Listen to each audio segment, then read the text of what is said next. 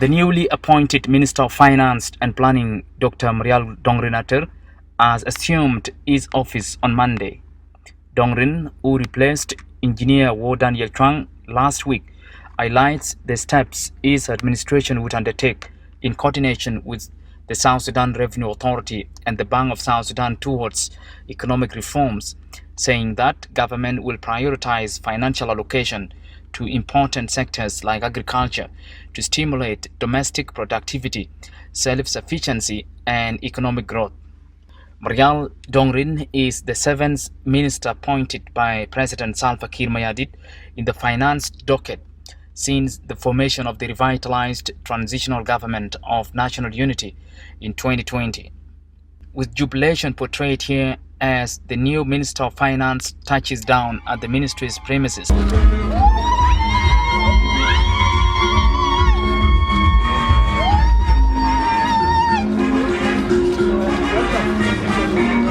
Citizens expect him to address economic challenges already felt by everyone across the country.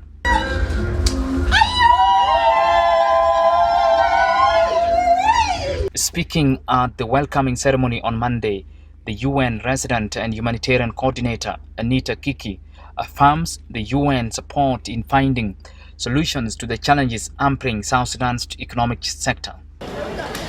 South Sudan has an ambitious national development strategy.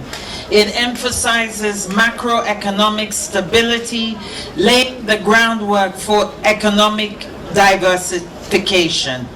It talks about revitalizing the private sector, building institutions, including the social sector, and most important, it talks about improving the lives and the quality of living for ordinary South Sudanese. As previous speakers have spoken and said, these are challenging times. I will not repeat the examples that have been given, but the operating environment is dominated by political negotiation. The Sudan conflict and the impact it's having on South Sudan. I should at this point pause and recognize and congratulate the government for opening its borders for the people who have fled conflict in Sudan and making sure they are well cared for. And thirdly, the expectation of some of the worst flooding in living memory.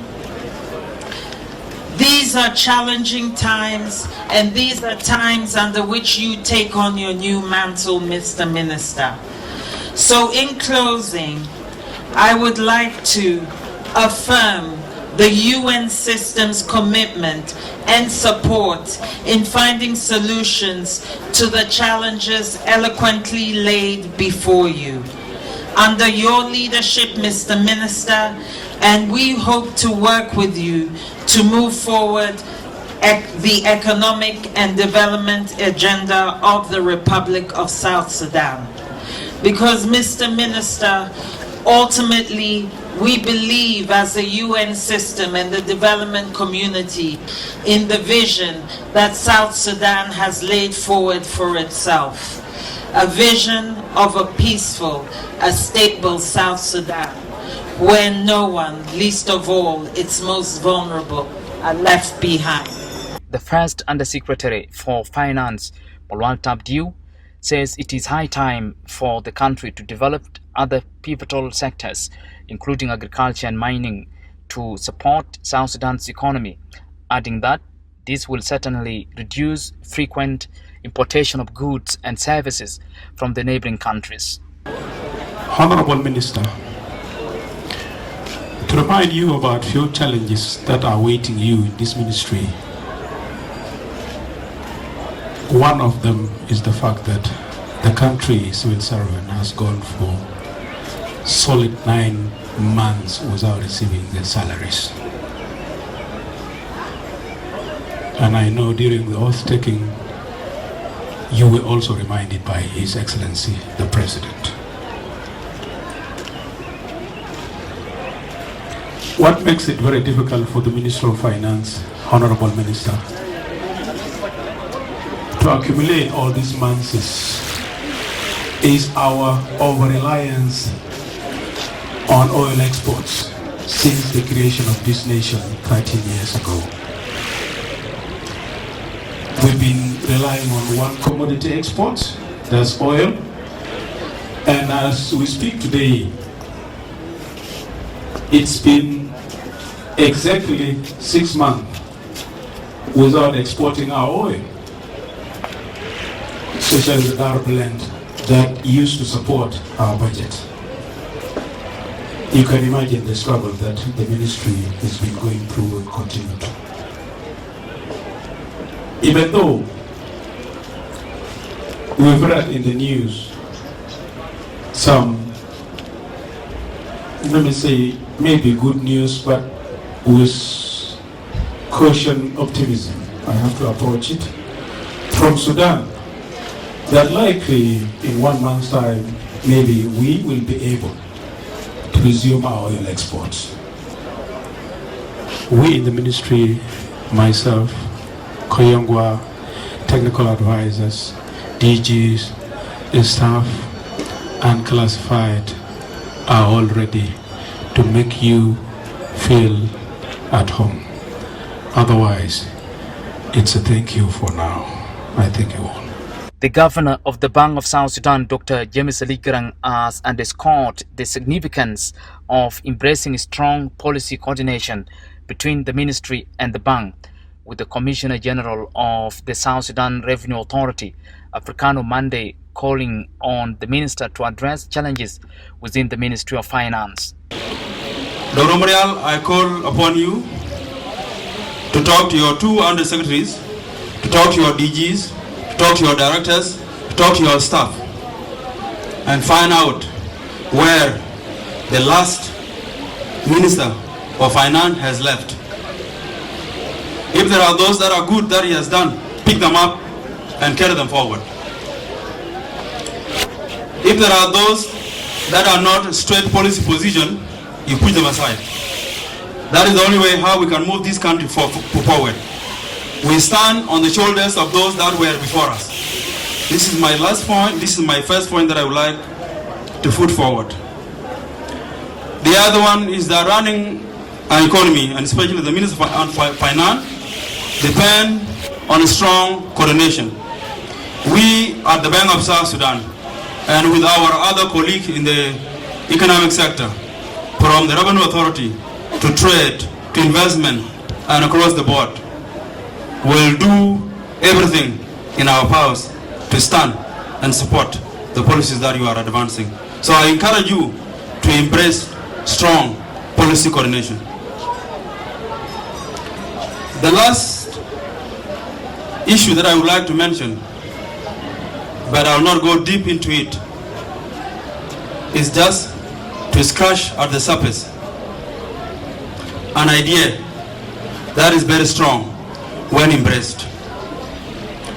We must always and everywhere embrace policy prudence, raise revenue, and find a way to spend them prudently.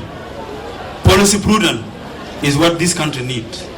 Policy prudence is what the Minister of Finance needs. I want to also say, Jamaa, Ana Diamond Kangan Nagulden as my brother Dr. Marial Dongrin. Gal shawal na bita Junub Sudan de fiu kulu hajat, fiu strategia, fiu siasa, fiu ya unsuria fogo, fiu askeria bardu fogo.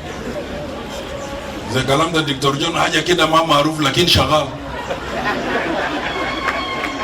So, for me, they are okay my that I will live with you.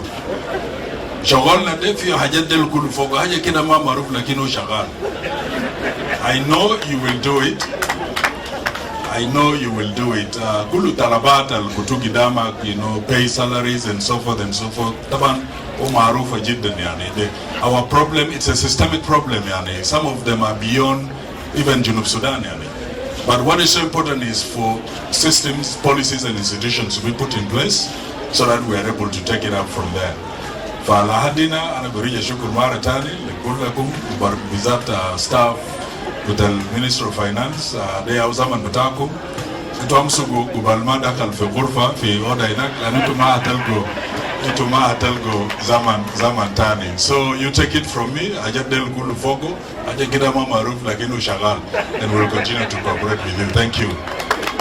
The former Minister of Finance and Planning Engineer Award Daniel Chuang says South Sudan heavily rely on oil and gas, which he said are significantly attributed to economic crisis, advising his successor to engage in the areas of development such as expansion of agricultural activities to combat food insecurity. Chuang said the limited resources coming from the oil are supposed to be used for development of the country. He advised the new minister to prohibit spending more than what is produced and further stress the need to support South Sudan Revenue Authority to consolidate revenue collections to boost South Sudan's economy. I will be here also to advise my brother, Dr. Marial, of the challenges that we are able to identify. And building on those, and with your own experience, and with the advice from the team in the Ministry of Finance and Planning, you'll also be able to put them together. Because South Sudan is at a very critical juncture of economic downturn. This has been affected greatly by the lack of physical space. This physical space has never been there. And I said it here before. It has never been there, but we need to find out why are we not moving with a physical space that will allow us to function smoothly. The issue of South Sudan economy is over-reliance on one commodity and only revenue streams from oil and gas, which I come from. That's what I do. And we have been always advising our government for the last few years that oil and gas cannot be a commodity for a country to have a strong economy. It can only be used as a catalyst for other sectors. So the limited resources that come from oil streams are supposed to be used to diversify the economy. That's the answer. And for us to have that answered, we need to develop proper legal framework for us to run those resources in a better manner that will reflect the ambitions of the people of South Sudan. His Excellency the President has been talking about diversification of economy and in particular agricultural sector for the last few years. But in the absence of the implementation of those policies and policy direction, and in the absence of the framework that will allow us also to work and translate those, it becomes very difficult, but it needs time. The other aspect of the challenges that you'll face is the expanding, and I've seen also my colleagues talk about it earlier on, because you cannot be expanding more than what you produce. We should tighten our belts and then expand within our means. And not only that, we need also to bridge the budget deficit, because we know that budget has always been in deficit for the last few years, even when the oil is flowing. And I'm sure even if the oil flows tomorrow, you will still have that deficit, and that's the reality. So for us to understand the reality, that's where we'll be able to address the problem. But if you try to skip that there are no problems, there are problems.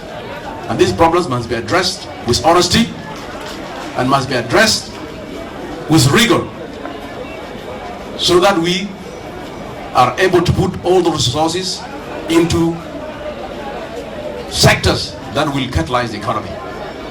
The Bank of South Sudan is one aspect of the economic cluster that needs to be supported. Bank of South Sudan will also receive requests for payment, and this payment will be based on overdraft facility, which is not healthy at all. And if you have seen South Sudan suffering from the reserves that is dwindling, it's because of the overdraft facility. One of the things that we have done also, we have authorized, we have actually ordered to stop this through ministerial order, that there's no more overdraft. If we have no money, we have to wait. If we have money, we spend based on what we have, but not more than that and not more less than that. These are some of the institutions that we need to support so that we are able to invest these resources into sectors that will multiply. And by multiplying those in other sectors, it will help you a lot to get more money. And then the budget deficit will be breached gradually. Financial Intelligence Unit is one of the institutions that are very important because they provide you with information of malpractices that are happening so that you can stop whoever is trying to destroy the economy of this country. It's one of the units that are very, very important for this country. And we need also to work with them and support them. And by having those together, I'm sure within a very short period of time, you will see results. Results don't come overnight. It's not an event. It's a process. But the most important thing is for you to start. So I urge my brother to build on this. And with your own experience in the South Sudan Revenue Authority, you may even have more than what we know. And by having this, because you know, the success of the Minister of Finance and Planning is the success of South Sudan. And we're sure if the Ministry of Finance and Planning doesn't function well, then the whole country doesn't function. Because it's a central institution that works to put all together, all the other institutions together for the success of this country. And that's why we need to support the new minister, Honorable Dr. Marial, so that he can do his work. And he should be given enough time, because he doesn't have the magic stick. He will have to do things as a person, as a human being. Nobody has a magic stick, but it's for you to be given enough time, do your work, and then the result will come later. So with this, I'm so happy that I'm part of this, and with the experience that I have over the last few months in these institutions, is an experience added to what I have. And I'm so happy and proud of the continuous assignment by His Excellency the President to be positioned in different institutions in this country. And we remain soldiers of this country. We can work. Even in our farms, when you work in your farm, you are helping this country for food security. It's not about position, it's about assignment. When you are assigned, you must do your assignment. Whether it is short, whether it is long, it doesn't matter. When you work, you make sure that you are working as if you are leaving tomorrow. Don't work that I'm going to be there for the next 10 years. You work as if you are leaving tomorrow. And this will give you, it will give you energy to work hard. Because you don't know tomorrow you'll not be there. If you want to finish anything today, finish it before tomorrow. So that tomorrow you leave something to your colleague, to your brothers, and to the countrymen that are coming. Because these are public institutions. The Minister of Finance and Planning, Dr. Marial Dongrin Ater, pledges to exert endeavors to keep the public informed about policies regarding economic transformation and how best its administration, South Sudan Revenue Authority and the Bank of South Sudan can immediately formulate the policy aims at enhancing revenue collections while adhering to transparency and accountability, commending the development partners for supporting South Sudan's economic sector. I will work with everybody in the ministry in good faith, and as your team leader, I pledge, to look after you and to provide the needed support to execute your responsibilities effectively. Over the next few days and months, we will listen to each other ideas, and perspective which will be instrumental in formulating a realistic path towards economic recovery. Ladies and gentlemen, I don't want to bore you with the policy pronouncement in this occasion. Instead, we intend to hit the ground running from today by convening meetings with senior management of the ministry and across economic sector institutions to commence devising immediate interventions to address our current challenges. The ministry will endeavor to keep the public informed, and therefore your patience and support will be critical to this effort. It is worth noting that during the swearing-in ceremony, His Excellency the President gave me a specific directive that must be implemented. They include payment of the public employees' salaries, increasing non-oil revenue mobilization, and consolidation of all government bank accounts. In this regard, however, I would like to highlight the steps we shall immediately undertake in coordination with the following institutions. One, the South Sudan Revenue Authority, the Ministry of Finance and Planning will revise upward and issue by the end of this week a new revenue target for the fiscal year 2024-2025. The board and the management of the South Sudan Revenue Authority to immediately formulate and execute the strategies to achieve the new target, and that will soon be communicated. In order to achieve the new revenue target, the South Sudan Revenue Authority will provide daily revenue collection reports in order to track progress and address any impediments in a timely manner.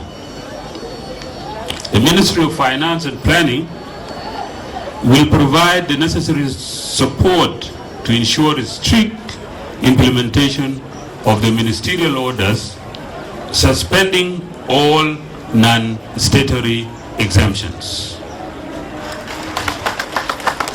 For the Bank of South Sudan, the Ministry of Finance and Planning requests the Bank of South Sudan to provide a list of all government accounts at Central Bank and Commercial Bank with corresponding signatories. This information, once provided, shall form the basis for implementing His Excellency President's directive on consolidation of government bank accounts. We'll work together with the Bank of South Sudan to coordinate fiscal and monetary policy alignment to stabilize the market.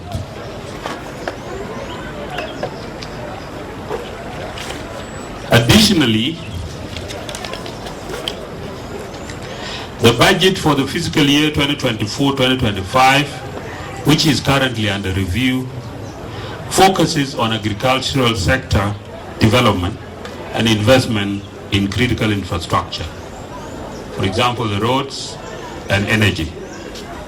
The government will prioritize financial allocation to these important sectors, which in the medium to long term will stimulate domestic productivity, self-sufficiency, and economic growth.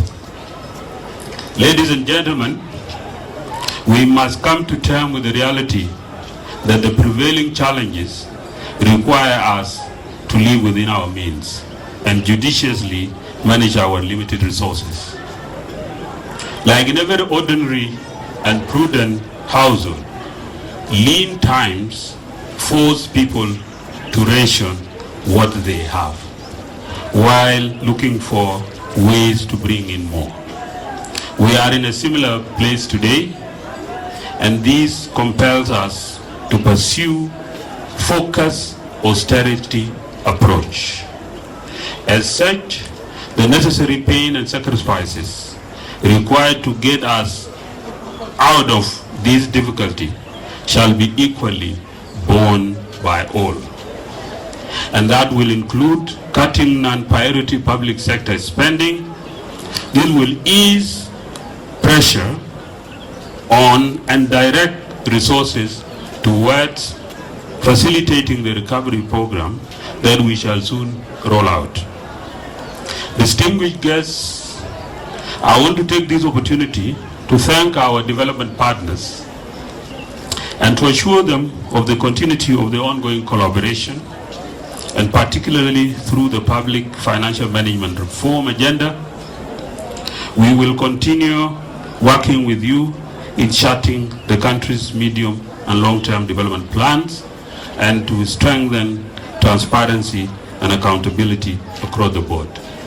Finally, I reiterate my gratitude to all of you for attending this occasion. Let us join hands and get to work.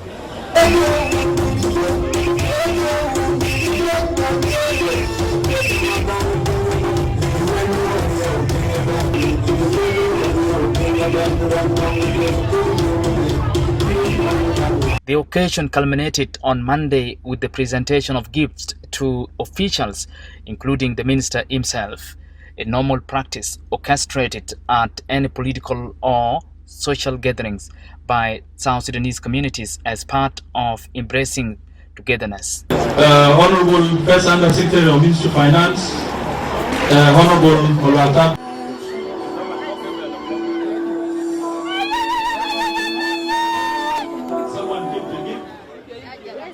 After the welcoming reception ceremony held at the ministry's premises, attended by representatives from diverse institutions, the Minister of Finance and Planning, Dr. Marial Dongrin Ater, assumed office in the presence of his two undersecretaries, Marwal Tabdiu and Benjamin Ayali Konyongwa, marking the commencement of his official duties on Monday, 15th July 2024.